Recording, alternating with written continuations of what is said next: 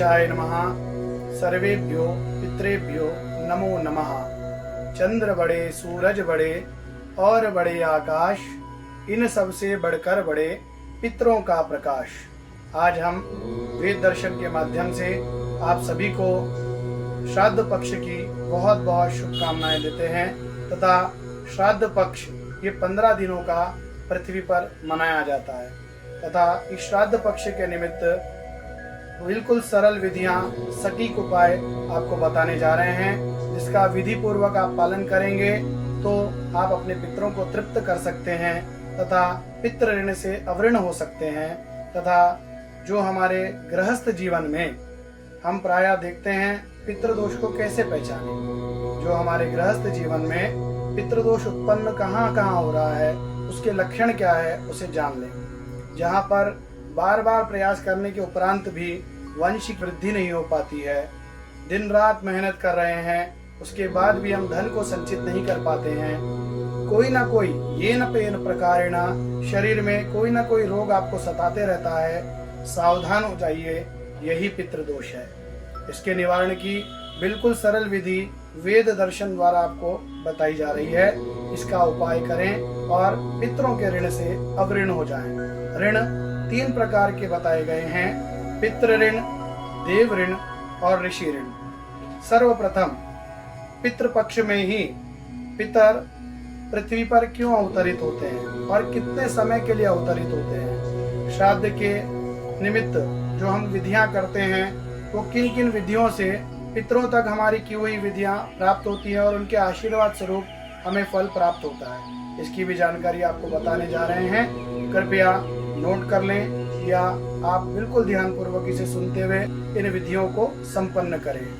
सर्वप्रथम पितर कहाँ आते हैं? पितर आते हैं पृथ्वी पर। पृथ्वी पर कहाँ आते हैं? पितर आते हैं हमारे घर। हमारा घर क्यों आते हैं? हमारे घर पर ही क्यों आते हैं? क्योंकि हम पितरों के पिंड हैं, तो वो पिंड अपने पुत्र के घर आते हैं। और किसके पास आते हैं? ज्येष्ठ पुत्र के घर सर्वप्रथम पितर आते हैं और ये इनकी अभिलाषा होती है कि ये श्राद्ध करे, तर्पण करे तथा किन पदार्थों का भोजन पितर करते हैं। पितृ भोजन करते हैं केवल जल के माध्यम से जो वाष्प बनता है उसका भोजन करते हैं। इसीलिए श्राद्ध, तर्पण, ब्राह्मण आदि भोजन कराकर पितृ ऋण से अवऋण हुआ जा सकता है। तथा ज्येष्ठ पुत्र ना हो या ज्येष्ठ पुत्र श्राद्ध ना करता हो, ऐसी अवस्था में कनिष्ठ सबसे छोटे पुत्र के पास जाते हैं। अगर ये दोनों लोग श्राद्ध नहीं करते हैं तो जो अन्य भाई बंधु हैं उनके पास जाकर पितृ आशा पूर्वक देखते हैं कि हमारे वंश में कोई तो तर्पण करे, कोई तो श्राद्ध करे, जिससे हमारी मनोकामना पूर्ण हो। तथा श्राद्ध न करने पर सभी पितृ कुपित होकर श्राप देते हैं। इस श्राप के परिणामवश वंश वृद्धि नहीं होती है, हम दिन रात मेहनत करने के उपरांत भी घर में धन संचय नहीं होता है तथा कोई ना कोई मानसिक या शारीरिक रोग परिवार को सताता रहता है। तथा इस विधि को कैसे संपन्न करें? बिल्कुल सरल विधि है। सबसे प्रथम तो श्राद्ध करना चाहिए। श्राद्ध कब करना चाहिए? अगर आपको ज्ञात हो आपके पितरों की या पूर्वजों की तिथि कब है, उस तिथि के दिन ब्राह्मण, वैदिक ब्राह्मण को बुलाएं, श्राद्ध की विधि संपन्न कराएं, तर्पण आदि कराकर ब्राह्मण को भोजन कराकर दक्षिणा वस्त्र देकर निवृत्त करें। तथा 3 पीढ़ियों के निमित्त श्राद्ध किया जाता है। आदित्या वसवो रुद्रा, इसका तात्पर्य पिता, दादा और परदादा। जो वसु हैं वो पिता के रूप में पूजे जाते हैं, जो दूसरे स्वरूप में हम पूजन करते हैं वो रुद्र स्वरूप दादा का पूजन करते हैं, और आदित्य स्वरूप परदादा का। 3 पीढ़ियों का त्रिपिंड का विधान श्राद्ध पद्धति में, धर्म सिंधु में, निर्णय सिंधु में ऐसे करने के लिए बताया गया है। हम सरल विधि बिल्कुल बताने जा रहे हैं। एक तांबे के लोटे में जल ले लें, उसमें थोड़ा सा तेल मिश्रित करें तथा उसके उपरांत जौ, थोड़े अक्षत और एक कुशा की काढ़ी उसमें ले लें।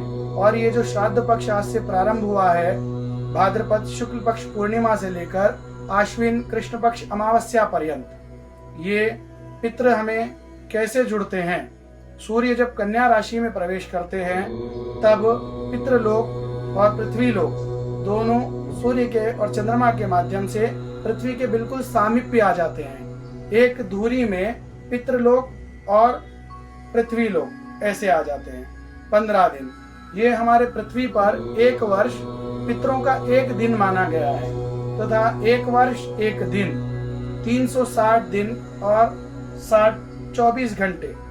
इस गणित के आधार पर ये जो 15 दिन हमें प्राप्त हो रहे हैं, पितरों को पितृ लोक के माध्यम से परमात्मा आज्ञा देते हैं 60 मिनट के लिए कि ये पृथ्वी पर अवतरित हो और हमारे निमित्त जो भी पितरों के निमित्त श्राद्ध तर्पण किया जा रहा है उस भोजन को प्राप्त कर कर पुनः, क्योंकि ये जो दूरी मैंने अभी बताई आपको, ये 15 दिन के लिए पृथ्वी और पितृलोक की होती है। उसके उपरांत इसीलिए अमावस्या की तिथि पितृपक्ष में सर्व महत्वपूर्ण बताई गई है। जिनको अपने दादा परदा या पूर्वजों का श्राद्ध की तिथि ज्ञात नहीं है, वह लोग अमावस्या के दिन श्राद्ध करने, तर्पण करने मात्र से, ब्राह्मण भोजन कराने मात्र से पितरों का आशीर्वाद प्राप्त कर सकते हैं। और ये विधि बिल्कुल सरल है। इसको लगातार 15 दिन तक करिए तथा आपके घर में जो उत्पन्न हो रहा पितृदोष है इसे शांत करिए, अपने पितरों को तृप्त करिए। पितृ जाते जाते पितर लोक से अमावस्या के दिन संपूर्ण पृथ्वी पर वास करने वाले उनके परिवारजनों को शुभ आशीर्वाद के स्वरूप में पितृ प्रसादात धन कनक वंश वृद्धि रस्तु ऐसा आशीर्वाद देकर जाते हैं। पितरों के आशीर्वाद स्वरूप हमारे घर में धन, कन का तात्पर्य सोना तथा वंश की वृद्धि होती है। सभी का कल्याण हो। सभी पितरों के चरणों में नमन।